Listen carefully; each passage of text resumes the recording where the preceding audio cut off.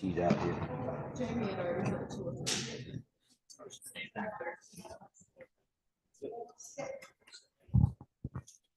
Good afternoon. Welcome to session one of the 2026 Rocky Mountain Fur Trade Journal Forum. Appreciate you being here. My name is Jim Hardy.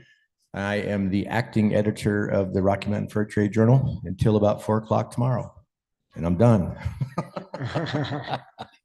Our first session this You afternoon. don't have to act so happy.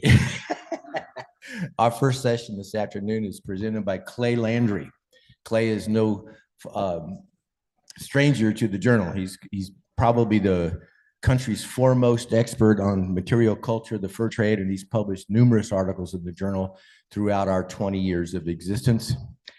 Clay is served as the Wilderness Technical Advisor for the Academy Award-winning movie The Revenant. How many saw The Revenant? Clay was the historical advisor for that. He also serves on the historical advisory board here at the Museum of the Mountain Men. And the title of his talk is Bearded Mountain Men, Fact or Fiction? Take it away, Clay. Thank you, Jim.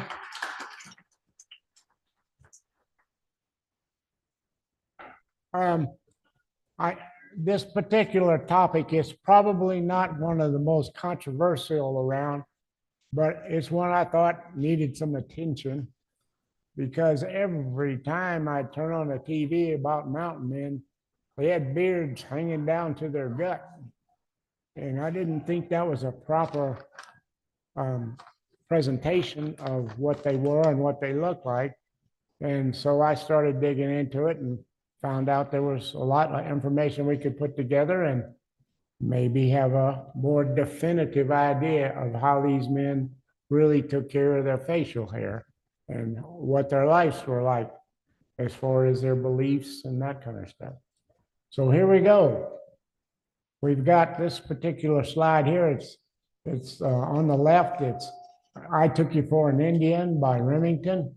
And in the middle is when I pulled off one of the latest about Andrew Henry of Into the Wild Frontier. And of course, he's got Andrew Henry with a beard. And then the guy on the end is an actual painting, is Bill Burroughs, a free trapper. And that painting was done by an artist that was at the rendezvous and actually painted a mountain man that was a mountain man. The focus of this area is from the first rendezvous in 1825 to the last rendezvous in 1840. So who started all this stuff about the big beards on mountain men and that kind of thing? Well, it was none other than Frederick Remington. He was born in New York. During the Civil War, he was a painter, illustrator. You can follow these. Where's my pointer? Oh, pointer's down here. Oh, God. Sorry. Okay. Well, I'll just go down by. I'll just go by what this. Okay. The first hash mark, it tells where he's from. And he was a sculptor and a writer. He never lived in the frontier. He visited the West as a tourist. His subjects were cowboys, cavalry. That's what he was famous for.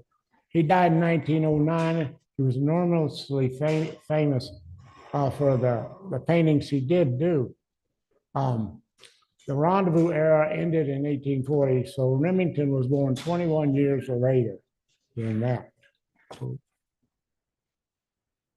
This is two of the major paintings that started all this big bearded stuff during his era, 1890 and 1888.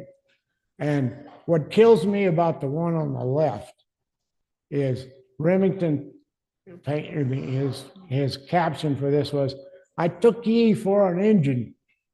And that appeared in one of the more popular. Both these images, if you see it here at the bottom in red, published in two of America's most popular magazines at the time. So you can see why this look took off. It had a lot of good advertising. So section 2 of our thing is going to be, we're going to take a look at what we can put together for how the look was in regards to shaving and that kind of stuff with mountain men. That's that little shaving kit is supposedly belonged to George Washington.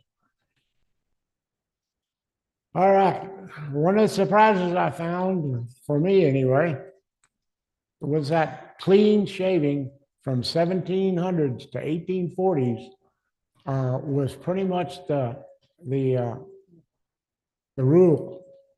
The Enlightenment religious era had put that need into if you weren't clean shaven, you weren't godly. And then General Washington even carried that through with his soldiers.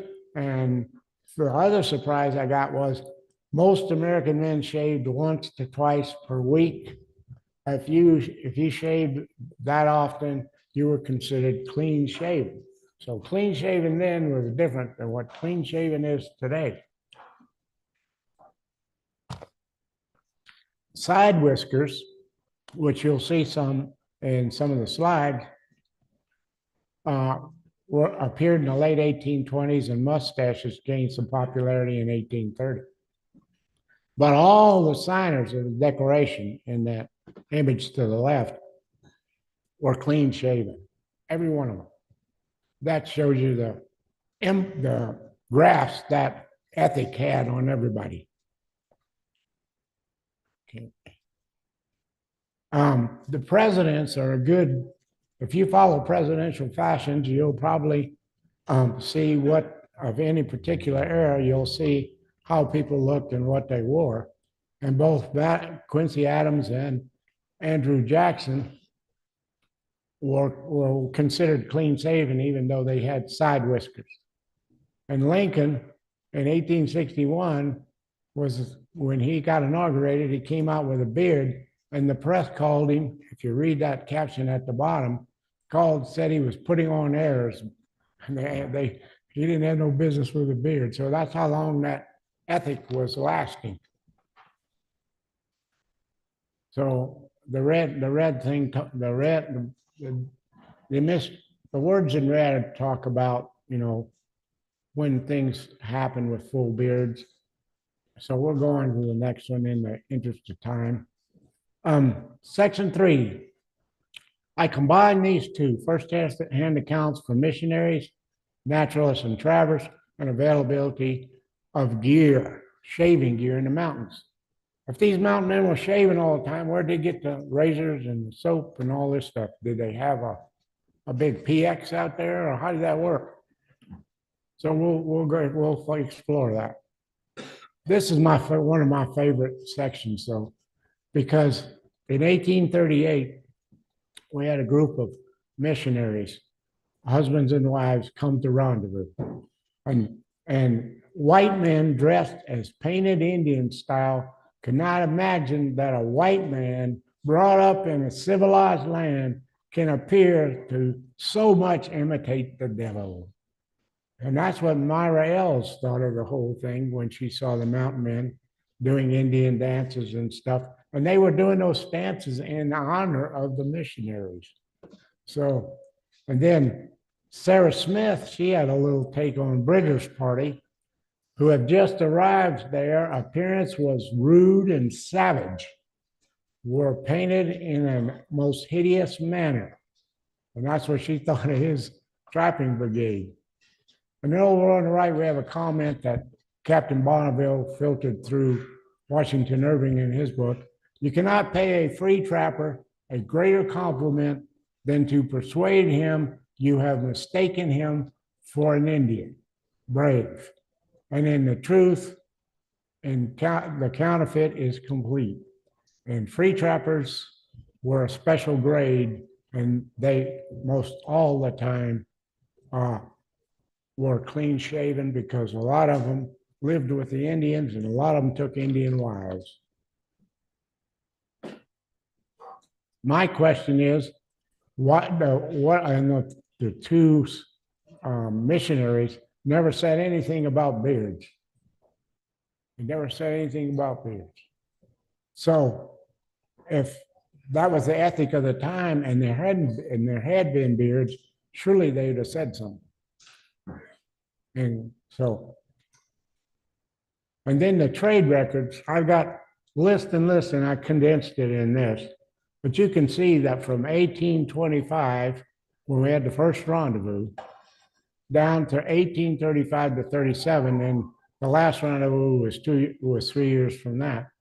There was either at rendezvous or in trading posts throughout the fur trade era in that country, in the Rockies, there was access to cakes of shaving soap, razors, all, and Jed Smith even had what's called down at 1831, he had what's called a pocket razor. The only way I can interpret that is it was one smaller one that folded and fit in your pocket. But anyway, that gives you an idea and there's a lot more detail to this part in my paper, but this is a sample. So Kit Carson, famous mountain men, Kit Carson, Jim Bridger, and John Gray all bought shaving soap, razors as a standard trade item. So that's that.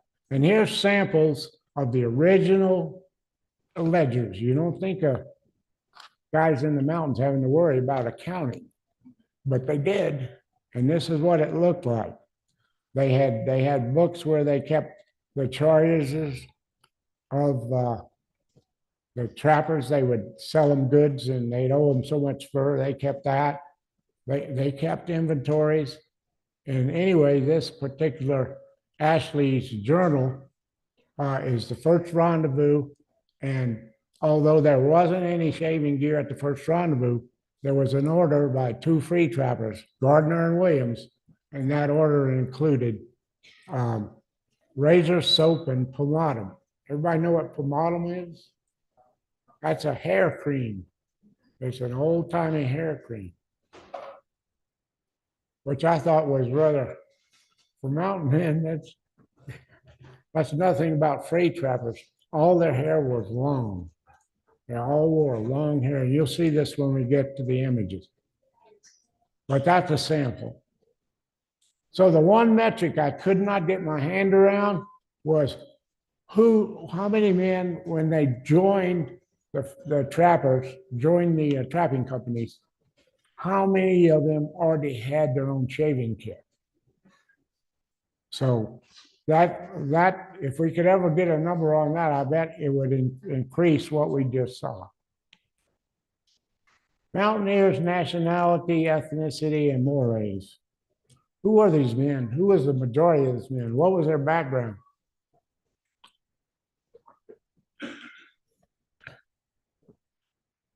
And once you get to digging into it, and I borrowed this from a study done by several prominent PhDs in the history world. But 60%, and this was one of the metrics that one of the mountain men that was at one of the rendezvous, he made this observation also. That's where they got it. French or mixed French background, 60%. So if you're trying to figure out who's going to have beards and have a restriction on them or whatever, most of these guys, especially the mixed blood French, were married to Indian women. And as you will see in the next few slides, they didn't go for them beards.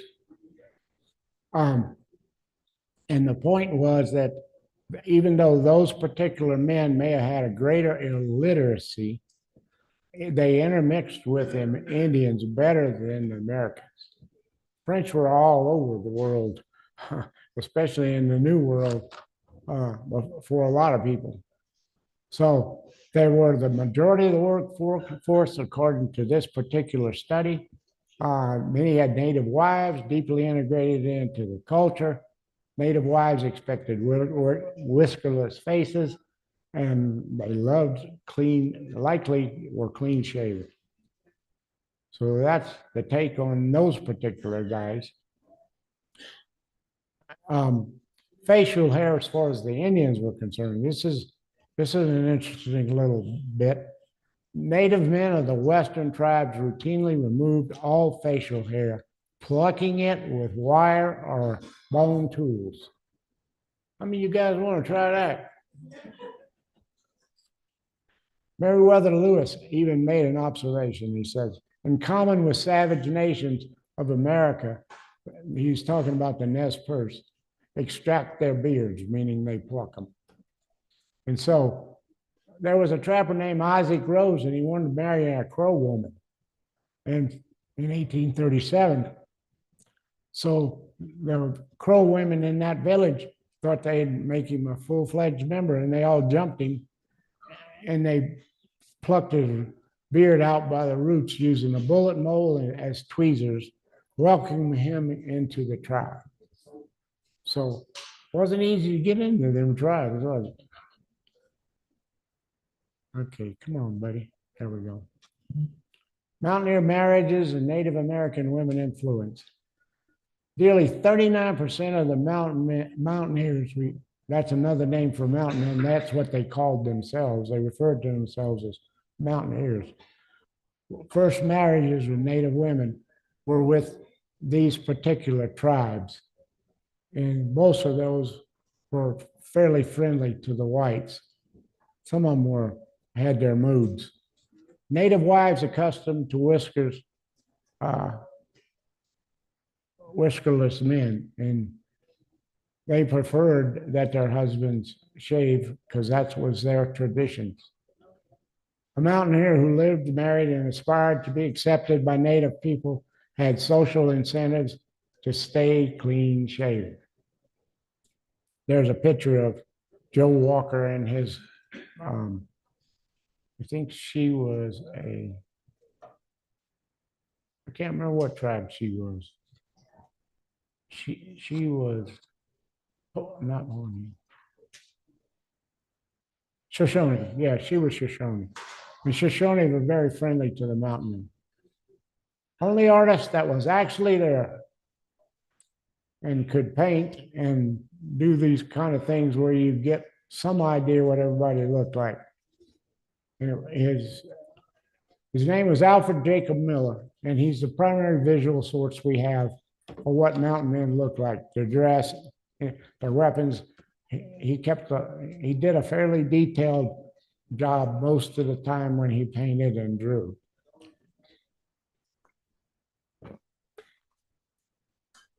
I think I skipped a slide. Or maybe not. Yeah, I did. Or I got wiped out. Anyway, he got into the 1837 rendezvous because he was brought over. It says right at the top there. In 1830, Scottish nobleman William Drummond Stewart hired 27-year-old Baltimore artist to document the Green River Rendezvous. And Miller's on-the-spot sketches, ones he made while he was in the field as they moved around and did their business, are the only known record we have of the rendezvous era. That's it. There's Alfred Jacob Miller. And we're going to be talking about the Waters collection. Once he got back to civilization, he started taking his field sketches and paintings he did in the field and putting them in, redoing them and selling them and that kind of stuff. And a man by the name of Walters asked him to reproduce all the ones he did while he was in the mountains. And that was like around 200 different watercolors. So Walter's collection is part of what I analyzed, just to see how much change Miller put in from when he was in the field and when he was doing it for profit in 1858, much later than the rendezvous era. And I found this wonderful resource. It's a website that the museum has in its forte, and it's Fur Traders and Rendezvous, and you could see the address if you want to tap into it. But it has 753 Alfred Jacob Miller paintings. That's a pretty good sample. And of course, the Ricketts Foundation, Buffalo Bill Center, and Museum of the Mountain Men are all parties to this particular really good asset. Here's some images that I blew up so I could, because when you're looking at some drawings, especially some of the small ones he did, you can't really disseminate whether those are beard there or not. So when I took, where you saw the earlier picture of Walker, I didn't know he had sideburn. I didn't know he had what we call sideburns or side hairs. And that's his what way he was painted when Miller first saw him. So, yeah. And then in the Walters version, he got all dolled up and he had a beard. And those three men on the left in 1837, there were so many things going on there. I used the magnification to find out I only could see two, and they were both clean shaven. As far as their faces, I was face hunting. You're not supposed to do that with deer, I guess. Face hunting. Let's see. Importance of Miller's art. Miller's sketches generally convey what he saw. His later 1858 paintings include beards, but by that time, beards were becoming fashionable. John Ewers, who's an ethnologist that studied Indian tribes and their particular mores and how they lived, he thought Miller's field sketches tell you more than any other of his works as far as what the Indians lived and looked like. Miller's art is the cornerstone of this study because it's the only place we get hard numbers. And here they come. This is a summary of 177 samples of men that I could get clear pictures of, which is a pretty good sample size, I think. And this is how it breaks out. I did it with the 1858 images of the Walters collection, and then I did all the rest that I could put together, including some sketches that I couldn't put a year on, so I just put it in with a 37 and 39. So, and there were some duplicates. William Drummond Stewart was at the Rendezvous, and he had a couple guys, Anton and August, who worked for him, and they were in a lot of paintings, and they came from they were half-bloods. They were half French and half Indian, and so they never had beards. So you could skew the data if you put them on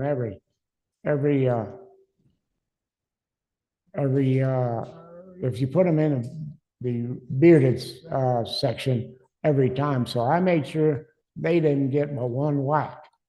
And then, so that I feel good about the data because of that.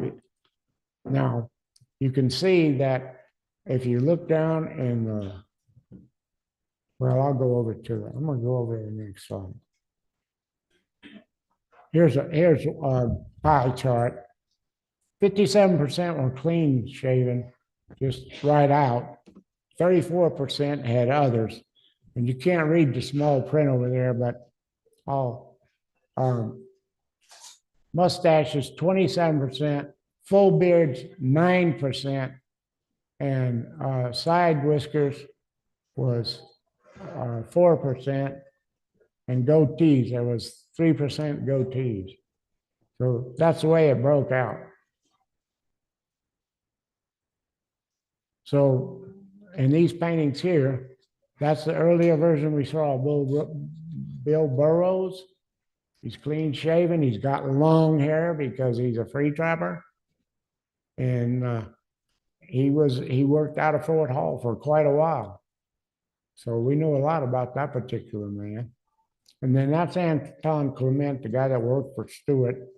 And you could see he's clean shaven and he was part Indian. And then this early dinner party I put in there was an 1837 sketch of Miller's. 5 of the 7 faces I could determine and make sure I saw the whole face were clean shaven. So why does it matter? Well, for one, we would like to get it right, you know.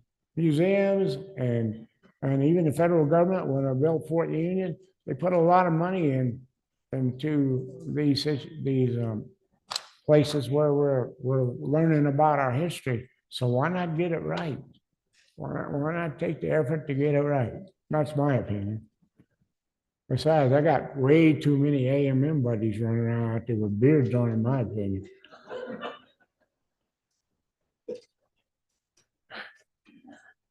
They'll all be mad at me. French American, perfecting the image. If you want to follow the image that I think and that to me the data is pointing at. French American and Métis. Métis is another name for part Canadian, part French. Where clean shaven is correct and native wife probable.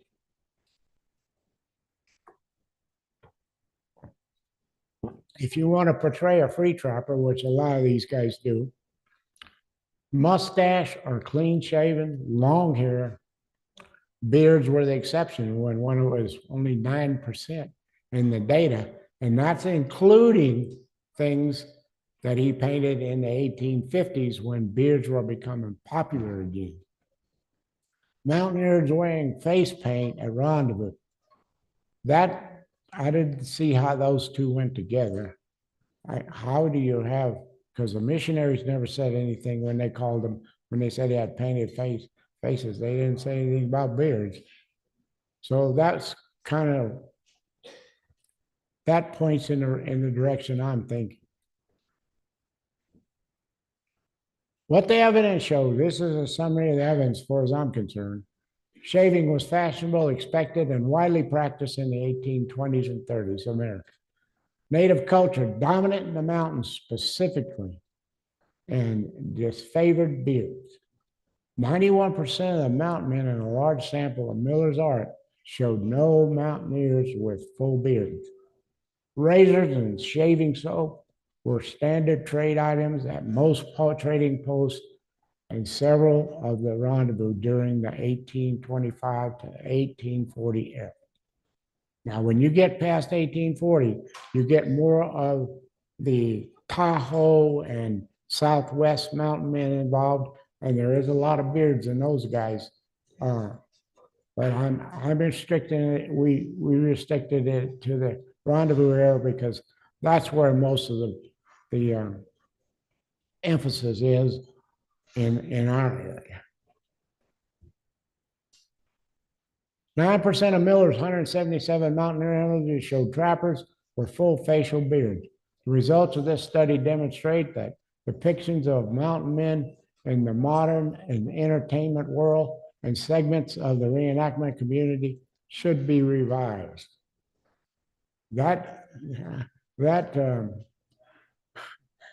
Those ones that come on TV, boy, they're really something. They got Jedediah Smith. He looks like Jesus Christ. And Jed Smith got mauled by a bear. The bear ripped his ear off. The guy that sewed the ear back on didn't do a very good job. So we got one picture of Smith, and his hair is combed over that ear, and he is clean shaven. And that's the one that tipped me over. But anyway, here's what Frederick Winslow, can you say that, Jim? Weasley. He summed it up in this way: in manners and customs of trappers have borrowed much from the Indians, and that's quite the truth. And that's my good friend Tom Hardy, and that was on a ride we were going on, and boy, that ruined the day when that happened.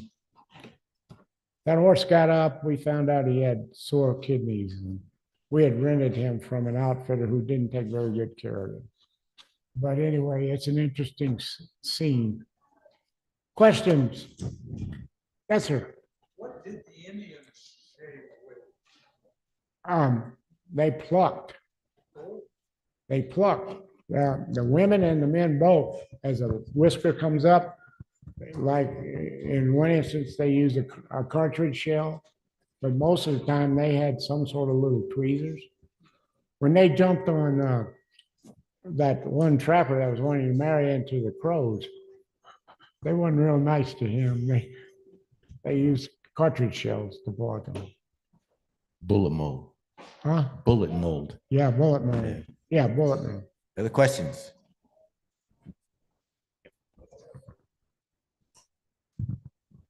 I noticed on one of the slides near the beginning, that shaving kit, it looked like a mirror. Yeah. What did the mountain man use there? A piece of polished steel or something? They had small trade mirrors. There was a lot of them. And actually, if you go deep, we take a deep dive into what was available at the trading post, shaving kits were available, and that included a mirror and the whole works. There are several mountain men I've got record of buying shaving kits. So it's no absolute. And this is a group of men that we're trying to analyze and put them in a certain direction. But there's no way we're ever going to know all of what went on, because they were free spirits, and that's the way it went. Anyone else? All right. Thank you, Clay. You bet. Thank you.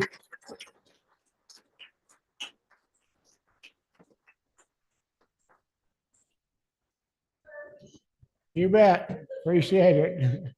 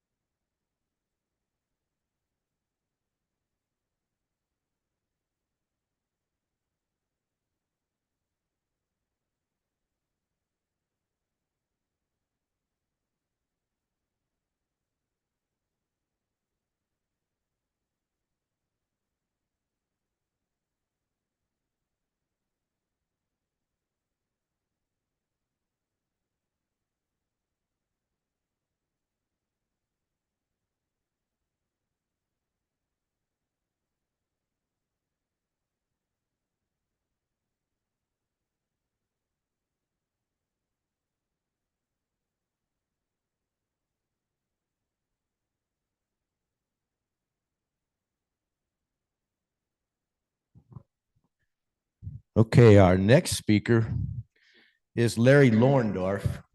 And Larry is a native Montanan with a BA and an MA degree from the University of Montana and a PhD degree from the University of Missouri, Columbia.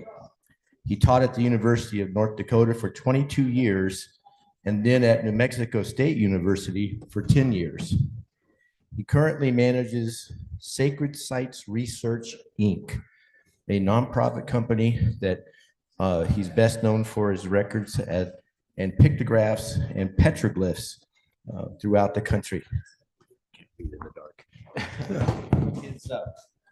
His book, Mountain Spirit, is available in the Trading Post at the museum there if you want to get a copy of that. And I'm sure if you cornered him long enough, he'd sign it for you. Thanks, Jim. Yeah, the title, just real quick, I can never remember titles from one time to the next. John Colter, winter. I'll let you do it. Well, it's right up there. John Colter, winter of 1806, 1807, the title of my talk. All right. So All right, so let's just get going. I come by my interest of John Colter. When I was about 14 years old, a geography teacher suggested to me that I might enjoy a book, and I got it out of the school library, and it was John Colter by Burton Harris. And reading that book, I have become a Colter fan for life. So he's my culture hero. So we'll take it from there with my presentation. All of you, I'm sure, are aware of the fact that Colter traveled with Lewis and Clark, and he was considered to be an excellent individual working with the Corps, doing his chores. The Corps is exceptionally good hunter. And he came with Lewis along the Missouri, so he'd never been on the Yellowstone. But he came down as far as the Mandan villages and ran into a couple of free trappers named Joseph Dixon and Forrest Hancock. And they talked to him for some length of time. And he got interested in returning with them, coming back upriver with them. And so he went and asked Lewis and Clark if he could get released. And they released him and let him go with Hancock. And he's the only individual who got released from the expedition. And so he set out with them to go up and fur trap into the wilds in the north. So I'm going to start out with where did he spend his first winter. And if we look at the various individuals who have written about Lewis and Clark, you'll discover there's quite a range of places that he spent the winter. For example, Chittenden said he spent it at the beginning of the Bighorn River. You'll see that Stallo Vinton, a very early biography of Colter, said that he spent it on the upper reaches of the Missouri River, which makes absolutely no sense at all because the Blackfoot were up there, and the Blackfoot were already a problem before Colter because of their difficulty with Lewis. And then you get Aubrey Haynes, historian in Yellowstone National Park, who says he spent it on the middle course of the Yellowstone. You get Burton Harris, who said he spent it in Clark's Fork Canyon. You get perhaps Prior Creek. This one, Peter Cartwright, a preacher in Illinois, says that Colter and Hancock left Dixon and went back and spent the winter at the Mandan villages, and down at the bottom, another possibility that seems to believe that same thing. Well, what I'm going to try to get across to you is that he spent it in Clark's Fork Canyon. And so we'll start now with moving to, here they go, Dixon and Colter and Hancock, and they traveled down to Clark's Fork Canyon. That's a distance of 950 to 1,000 miles at 25 miles a day. It took them 40 days to reach that distance. So they left in August of 1806, and they made it then to Clark's Fork Canyon sometime in September. So that gave them plenty of time to explore that area in and around the Clark's Fork Canyon. And this is where Clark's Fork Canyon is. This is the view that you would have, that they would have had when they were in Clark's Fork Canyon. So they have this magnificent setting that they're in this location.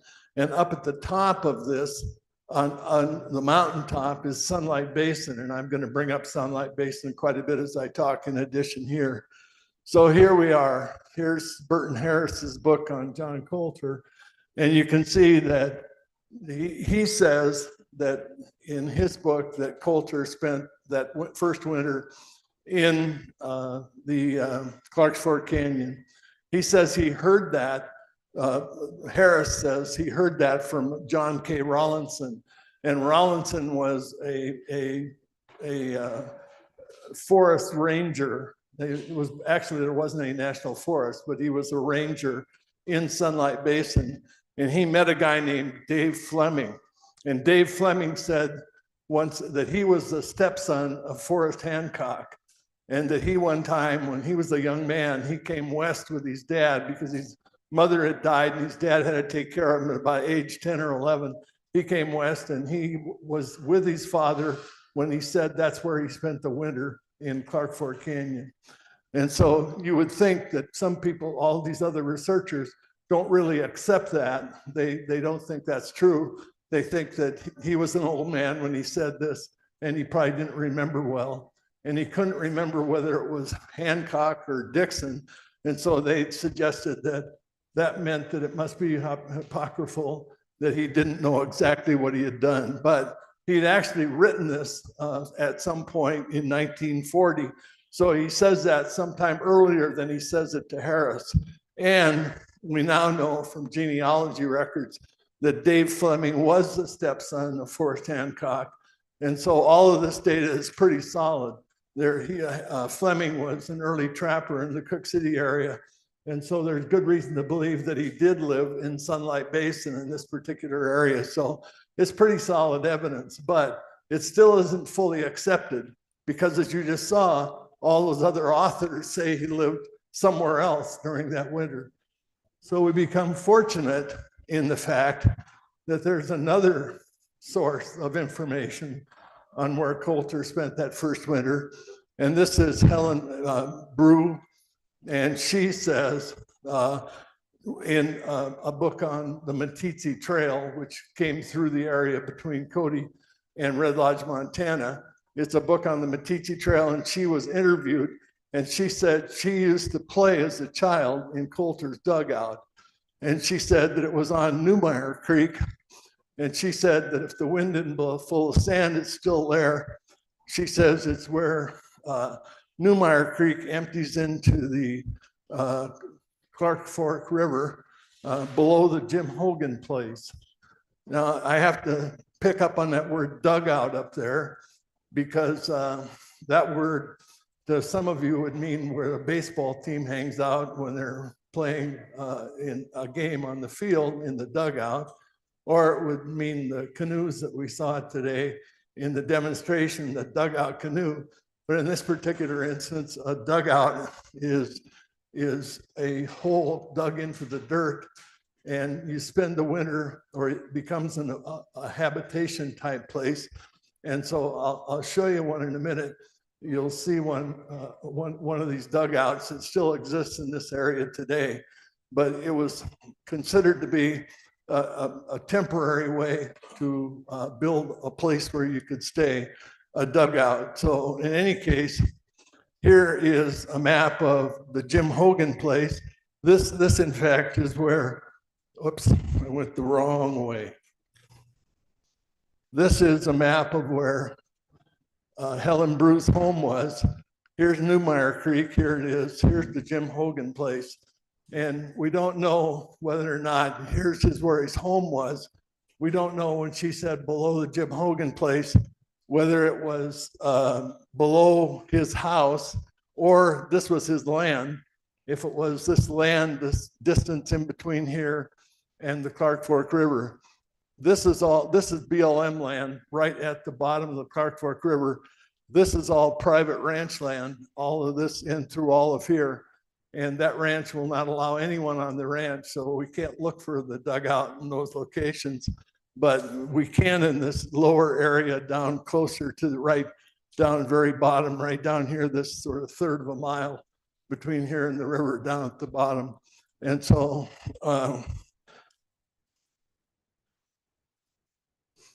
here's the mouth of Newmeyer Creek, and you can see that it's relatively flat down here. That private land is starts just about at the top of the slide, a little bit further. So the only area we've been able to explore for the actual dugout is this lower area that you see here. We haven't gotten permission to go onto the private land. It's a ranch that has a long-standing policy of no one on our ranch, and I fully understand that. And in any case, this is also difficult to get to, this piece of land. Our first attempt at it, we used a canoe to cross the river because it's sort of landlocked on the other side. And in other attempts, we actually got in by sort of cheating. and cutting down the edges of private property to get down there so that we could actually do a pedestrian archaeological survey and search that area as best we could to see if we could find the remains of Colter's first place that he spent the winter. And I will say that, oops, I'm going the wrong way. So you can see that here there is quite a bit of dirt. So it's quite possible that you could get a dugout into that. You could dig into the side of that hill. And this is about a half a mile, or slightly less than a quarter mile, I mean, from the river, a pretty good location for them to have put that dugout. And you can see that there's a big stand of ryegrass growing here in the front of that. And all across this region, archaeologists use that ryegrass as an indication of human habitation. So that if you find a cave and it's got ryegrass growing in front of it, then you know almost certainly that there's human habitation in that cave. They used it both for bedding and to make sort of a covering across the front of the cave if they're living there in the wintertime. And so you'll get that ryegrass associated with it. I've written an article about that many, many years ago. And here actually is an example of a dugout in this area. Now this one has milled lumber in it, and it's quite a bit bigger than what Colter, Hancock, and Dixon would have used. But in any case, you can see that it is dug into the side of the hill and then has some sort of superstructure that they probably would have used driftwood to have built something that would have kept the top from collapsing on them. Although Hancock and Dixon, in the winter before they came or on their way up toward coming up the river, they spent the winter in a dugout on the Missouri River, and they actually dug into the bank and didn't super it with anything, so that you'd worry some about the thing collapsing on you if it didn't have a roof on it. But they had already spent the winter in a dugout, so it makes real good sense that they would then, with Colter, also build a dugout when they came into the area. So another fact that Helen Bruce said was she got asked, how do you know it was Colter's dugout?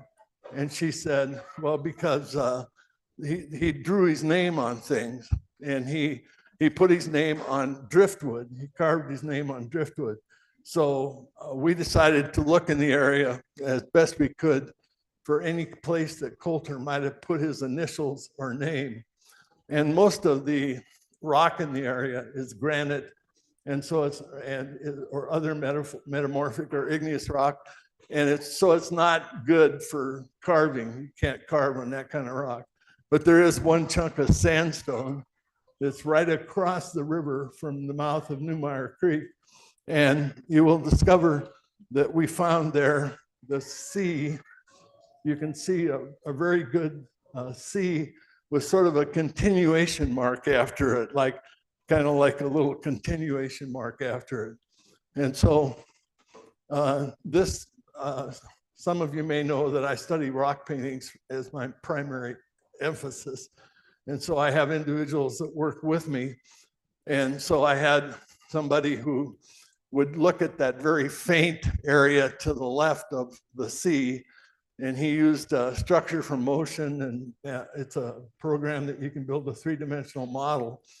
And so he used structure from motion, and then he used a side light kind of thing that he could then scan across the side of the thing.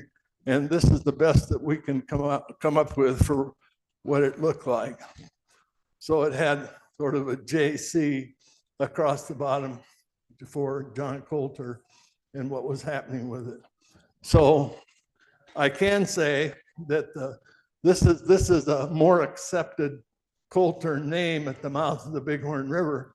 And I can say that the two C's look alike, so that I don't know, I personally do not believe that the one at the mouth of the Bighorn River is legitimate. I think it's fake, but so in any case, whoever faked it made a C that looks like the one on this one. I think some of the best evidence we have for Colter having spent the winter in Clark's Fort Canyon is, this is Lewis and Clark's map, 1810 map. And you can see that when Clark made his map, he put all of the tributaries of the streams on his map. And if you go today, you'll discover that those tributaries are all accurately placed. He labeled this the Blue Bead River, and that's Patohara Creek. And everybody recognizes that because of these various tributaries. And you can see Skull Creek here, you can see, and this Sunlight Basin, or Sunlight Creek and Russell Creek are up in Sunlight Basin. And this Cyclone Bar Creek is on the trail that Colter used his route up to the top. He went just essentially right across here like this. And so these creeks, how would anybody, if they walked through this area, and Colter did walk through this area for sure, but how would anybody know all of those creeks, the distribution of all those creeks, if they hadn't spent time there? So he'd trap beaver there. He'd spent time there on those creeks.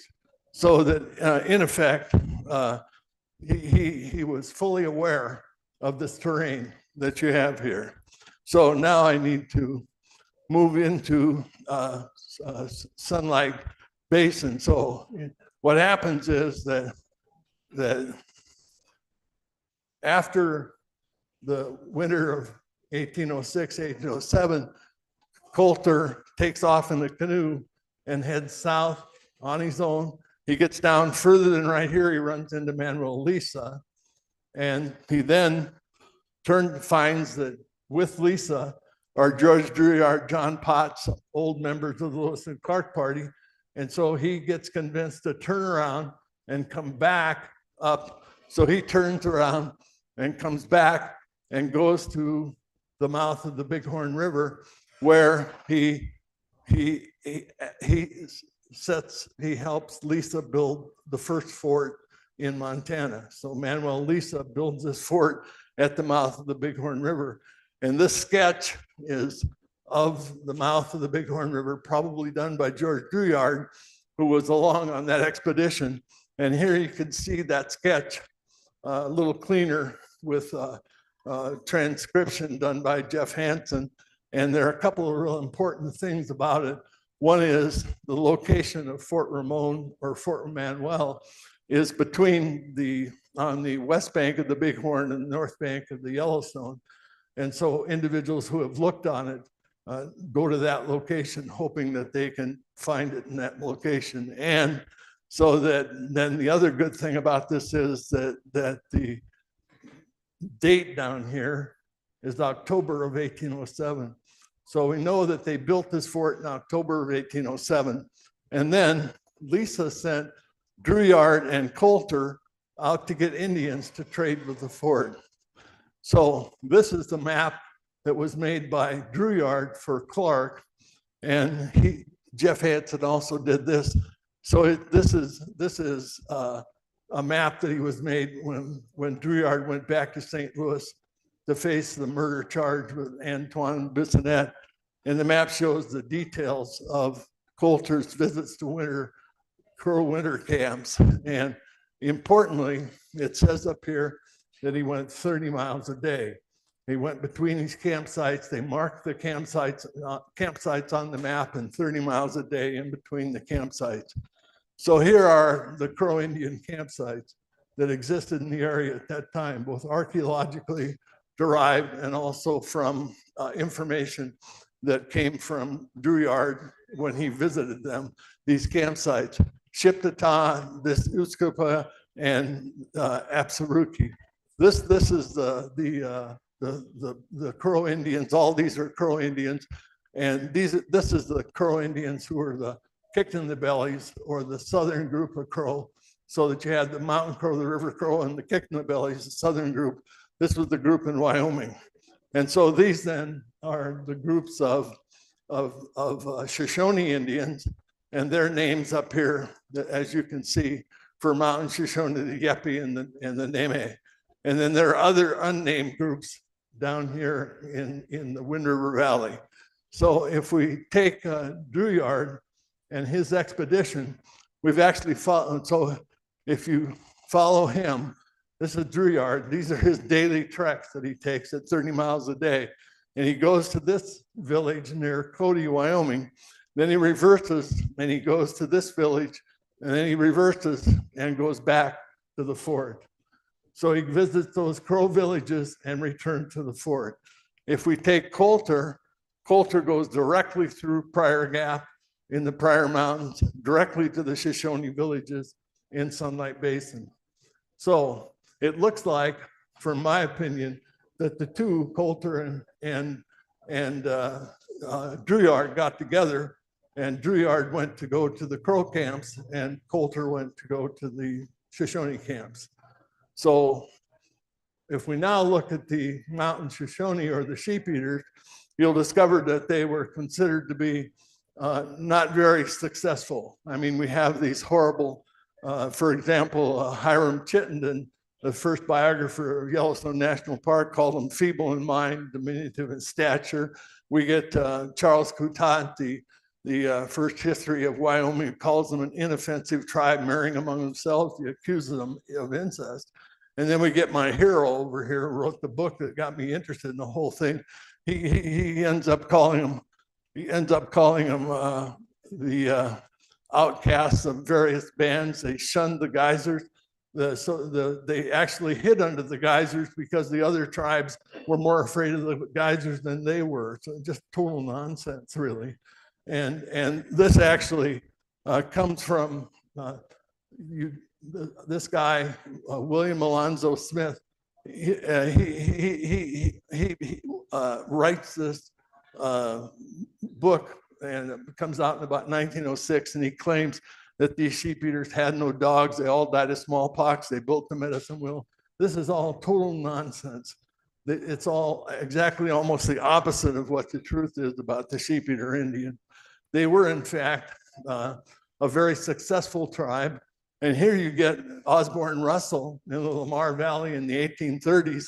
And he says to us that these are perfectly cleanly shaven.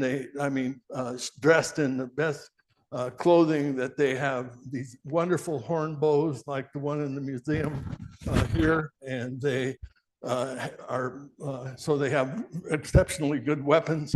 They were, he says that when it came to trade, they would throw skins at our feet. They had all of these wonderfully made, tailored clothing, et cetera, et cetera. We get the same thing from Washington Irving. So the captain had the good fortune to meet these wanderers of the mountain that were called the Virginia's Depity, or Poor Devil Indians. These, however, appear to have forfeited the title they had with them, a fine lot of skins of elk, et cetera, and beaver skin. And I think individuals have overlooked this, the fact that these existed. So here comes Colter straight off to these tribes that he meets with. And if you go to Sunlight Basin today, you will discover that there was an excellent archaeological site up there called Bugis Holding. And it had occupation for about 25 to 40 people in their excavations of this. They got about 50% mountain sheep, 50% bison in the excavations. The excavations show that they had fetal bison remains, and so it's winter kill, and so it's winter habitation. People living in Sunlight Basin in the winter time, and if you look at the sheep winter grazing land, you'll see that bighorn sheep were all in and around the Sunlight Basin in the wintertime. This is of today and would have been the same in the past on Sunlight Basin. And they're extant today because the date on Bugis Holding is a couple hundred years older.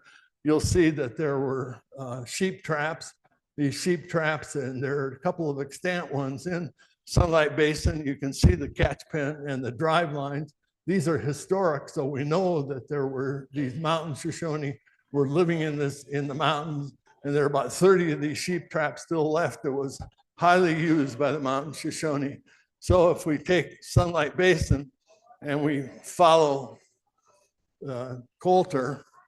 So people will say, well, to go that way from Sunlight Basin into Yellowstone Park in the fall, in October, it'd be too snowy. But if you take a look at the amount of snow, the ski areas, regional ski areas don't open until the end of November. And you can look at snow records in Yellowstone, and there are 2 to 4 inches of snow in October, and most of it melts until about the 1st of September. So snow would not have been a problem for Colter to have continued on. And so he goes then through up onto Specimen Ridge. Specimen Ridge is the main path for the Bannock trails in Yellowstone Park, but across Specimen Ridge, this is along the Lamar Valley. And so he goes across Specimen Ridge. He turns and crosses the Yellowstone River at just below Tower Falls at what's called the Bannock Crossing. And the actual trail comes off the top of Specimen Ridge, switchbacks down, crosses the Yellowstone down here, and comes up the other side. It's the only crossing of the Yellowstone which you can do in the spring of the year, in the fall of the year, or in the spring of the year. In June, that water is too high for you to cross at Bannock Crossing. And there are a couple of other crossings of the Yellowstone, a couple I'll say something about in just a minute. But he continues then, Colter's travels down then, and he comes to a place called Mud Volcano. And Mud Volcano is Dragon's Mouth and Mud Volcano are a feature that are along the road in Yellowstone National Park. And in fact, they were considerably more active in the past. They were considered, you could hear them from a mile away, and it sounded like artillery you're hearing from Hayden. This is in 1871. They're not as active today, but there are all kinds of associations with these by both the Crow and the Kiowa tribes treated them, and they were well known. And so Colter comes almost right by this place, right by this location. And you'll see up here, if you look really closely, you'll see a little blue dot up there, a little blue circle. And that in fact is a little lake that's called Sour Lake that's on the map. So it's almost certainly the fact that you've got Colter talking about Dragon's Mouth and Mud Volcano when he's at that location. And if you continue on, he goes then down, travels on to the lake. He's now about 2 weeks out of the fort if you use these 30 miles a day. 2 weeks out of the fort, he's at the lake. And the problem with crossing the lake at this location is that it's extremely wide.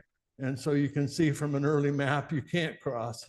And so he would have to, if he were going to cross, he'd have to back up. If you look at here, here's the lake, he'd have to back up to the Nez Perce crossing, which they crossed on horseback, be difficult to cross. So it's hard to understand why he chose to go around the lake on the left side of the lake, but he did choose to go around the lake, around the left side of the lake, and then go down toward these camps, these winter camps. And there he went back and forth visiting these Shoshone winter camps, back and forth, probably each of these, again, 35 to 40 people, telling them to come to trade at the fort. And he may have crossed over Togwitty Pass into Jackson Hole to visit the winter camp Shoshone there.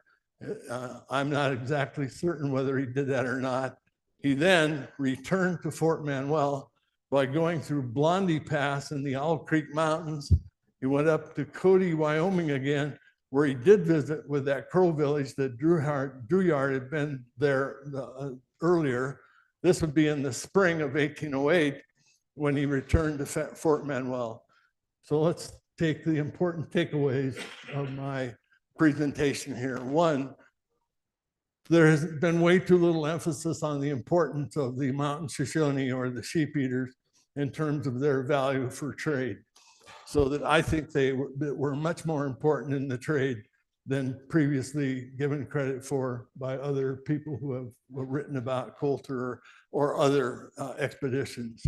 And having spent the winter of 1806, 1807 in Clark Fork Canyon, it was absolutely natural for him, because he'd already met with those Shoshone in Sunlight Basin, absolutely natural for him to go to Sunlight Basin when he took off out of the fort. And so he, once in Sunlight Basin, he'd already been there the winter before, the fall before, and so he knew he could go through the park. He'd set out to go through the park. In his terrain, he visited the hot springs known as Mud Volcano. And in fact, some of you may know that the idea of Colter's Hell comes from the hot springs. They're suggested to come from the hot springs near Cody, Wyoming. But in fact, I think it came from Mud Volcano, the hot springs brimstone area that he visited when he went by that area. And last, Colter used a counterclockwise route through Yellowstone Park rather than the clockwise route, which all of the researchers have suggested he used. And then just finally, I'll point out that just a couple little things here. This is actually, I put red dots on Colter's route as it was drawn on the Lewis map. And you can see that he traveled, if he did travel the clockwise route, he went north. He'd have to, Lisa leaves and is back in St. Louis. He leaves the fort and is back in St. Louis the 1st of August. So it's going to take, in the keelboat, it's going to take a month and a half at least. So Colter has to be back.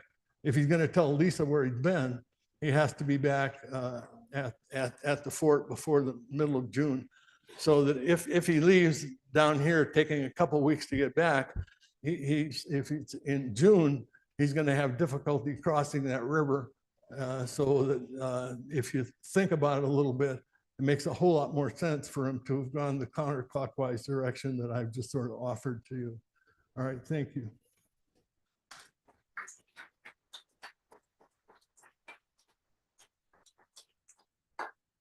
All right, thanks, Larry. Any questions?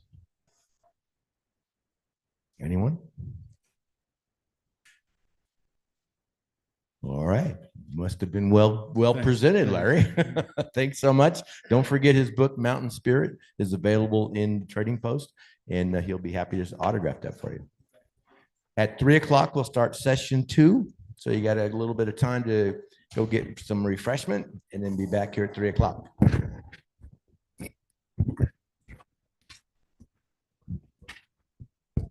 I got it. I'll take it. Thank you.